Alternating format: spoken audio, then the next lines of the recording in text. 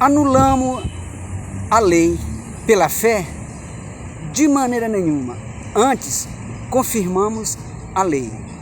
Essas palavras foram ditas pelo apóstolo Paulo, que estava sendo acusado pelos judeus de estar contra a lei judaica, contra a lei de Deus.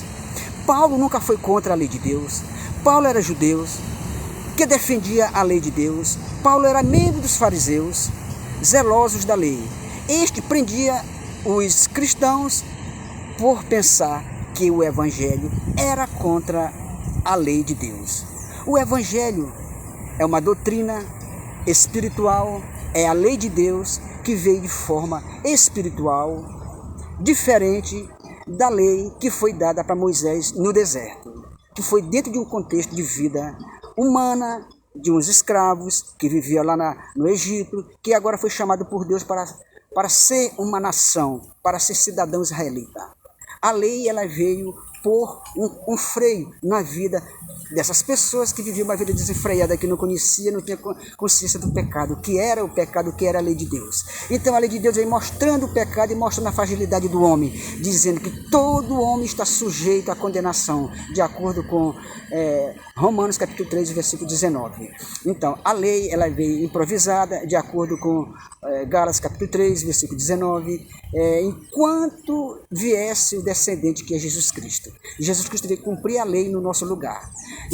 Em Gálatas capítulo 4, versículo 4, está escrito assim: com o passar do tempo, Deus enviou seu Filho, nascido de mulher, debaixo da lei, para resgatar o que estava debaixo da lei. Nós fomos resgatados pela morte de Jesus Cristo. Jesus Cristo pagou a lei no nosso lugar pela morte. Então agora nós que morremos com Cristo, aceitamos Jesus Cristo como nosso Salvador, fazemos parte também da morte e ressurreição de Jesus, conforme Romanos capítulo 6, versículo 3, 4 e 5, até o verso 6. Então agora Paulo nos ensina, Paulo agora que recebeu de Jesus Cristo o ministério da pregação do Evangelho, o ministério do Espírito. Este teve um encontro com Jesus Cristo, já ressuscitado, e recebeu essa incumbência. Agora no capítulo 2 de 2 Coríntios, no capítulo 3 de 2 Coríntios, Paulo aqui está confrontando os judeus, dizendo que o ministério do Espírito é superior ao ministério de Moisés, que o ministério de Moisés era um ministério de condenação e morte. Agora nós estamos na lei do Espírito, conforme Gálatas capítulo Romanos capítulo 7 e verso 4 e 6, que diz assim: vós relativamente morreste para a lei pelo corpo de Cristo, para frutificar para Deus.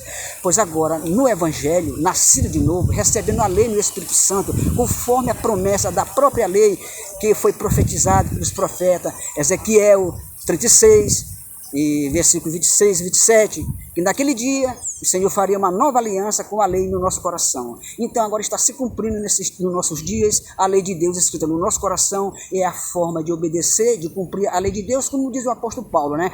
Em Romanos capítulo 8, verso 4, que agora é que se cumpre a exigência da lei em nós, que não andamos segundo a carne, mas segundo o Espírito. Segundo a carne, viver uma vida natural. A palavra de Deus diz que o homem natural não aceita as coisas do Espírito, parece loucura.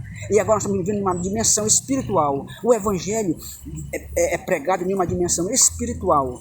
A lei foi uma dimensão física, por isso esse desencontro, esse desentendimento. Mas quando a pessoa aceita Jesus, ele passa a conhecer. O véu que estava no rosto de Moisés também cai do rosto dos que vivem segundo a lei de Moisés ainda. Então que Deus em Cristo nos abençoe e nos guarde seu infinito amor para sempre. Amém?